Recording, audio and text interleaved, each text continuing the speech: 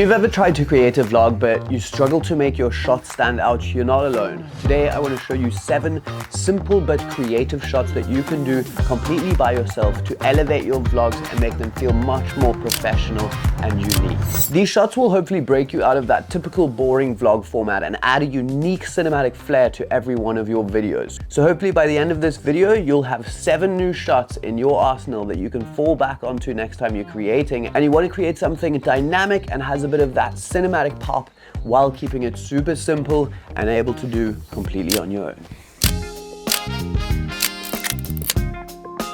First up, we have this top-down establishing shot, like you're seeing right now. It's a great way to kind of open a scene or set the space for the viewer to understand where you are. It gives us really nice, unique perspective and something different that kind of breaks the pattern from what the viewers are normally used to seeing. It's pretty easy to do, and the most common way that I'll do this is by just using a tripod. Now, it's unrealistic for your tripod to go this high, so I'll often look out for anything in my environment where I can put my tripod on top. Whether that's something like my kitchen counter or this desk. I've even found myself doing things like putting it on top of my van outside in the world and getting top-down shots like that. You can just look out for whatever way that you can find to get that camera elevated off the ground. My other favorite way that I really like to do this is by using a clamp and magic arm. By using the clamp and magic arm, it opens up a bunch more possibilities for where you can put your camera without having to balance your tripod. You can just look out for things in your environment where you can just clamp it on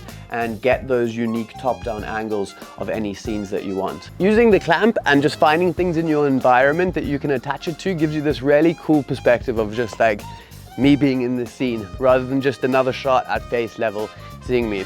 I think it's really a fun and easy one, so experiment with this with different shots in your vlogs. Let's get on to the next one.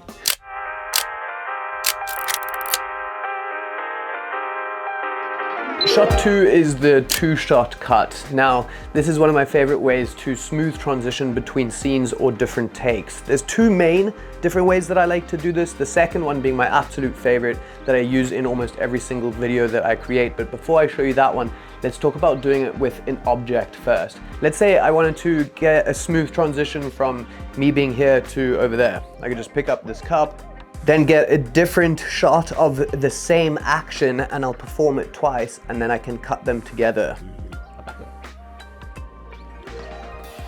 And then I could be in a new location with that nice seamless cut. Another way I could do this is to progress my location like this. Let's say the first one is a nice wide shot of me kind of approaching the van like this.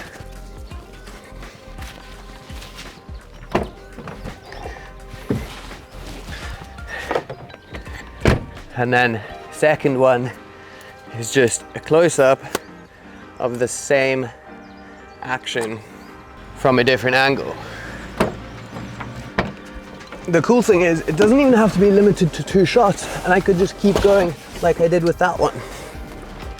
The other way I really like to do this, and something that I will often do, is using it for talking to cut between different sections and sentences. So I might be talking to you on this camera right now, and at the end of my sentence, I'll just change to a new angle like this, and it kind of flows together really nice.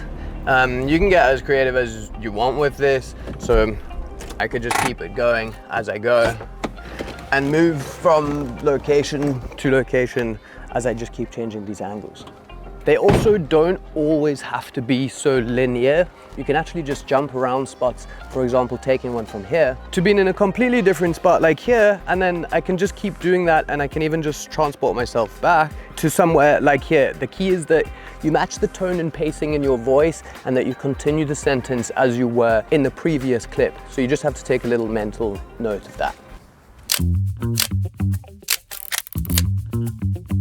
Next is the fixed object POV. This is one of my favorite ways to really make the viewer feel like they're super immersed within that action. All we're gonna need is one of these, a little magic arm and clamp. Let me show you how we pull this off. Let's say I wanted to create a little scene of me setting up my camera on this tripod. Instead of just having it locked off and showing me do it, I can use this clamp to put my camera right up in the action and really get those shots to make it feel like the viewer is really in there.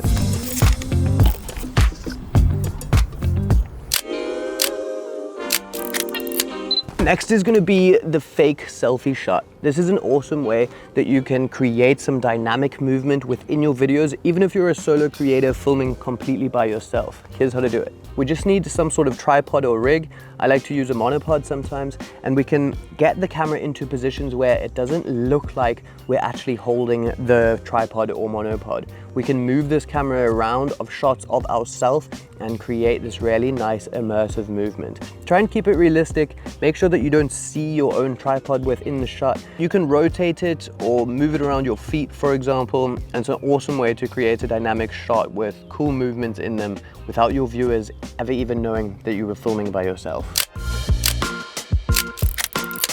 Next up, we have a reveal shot. This is a really nice way that you can transition between different locations or just create an interesting and immersive shot to show a different perspective to the viewer. Here's how you do it. The idea is that you want to put your camera into something. A classic one is a fridge, and you can open or close that door. Another example is to change location or to kind of have a smooth transition between locations.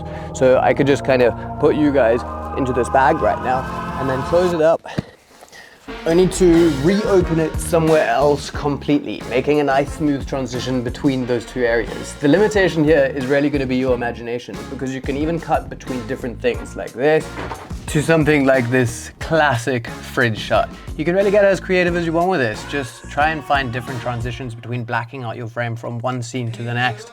That's pretty much it.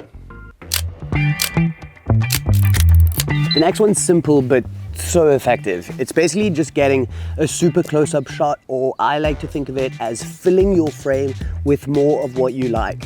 So getting really up into the action and kind of breaking the monotony of a lot of shots being like these kind of wides and mediums, and go for that really tight punched in shot. Something I really like to do when I'm doing this is if you have access to a lens with a wider open aperture where you can achieve that nice blurry background, I like to set my focus for where the end point or that really close-up detail is going to be, and then have everything else out of focus. Even like that stepping in shot I made where the first step is going to be super in focus, and then as I walk away it's out of focus. With the book, I might lift it up into the focus point where I want, and then have that as the actual action scene. It's pretty easy to do. Just set up where you want your final shot to be, set the focus for that point and flick it over into manual, and then when you move it's going to be out of focus and you just bring it back into the same place. It's going to be nice and tack sharp focus, creating a really interesting little shot.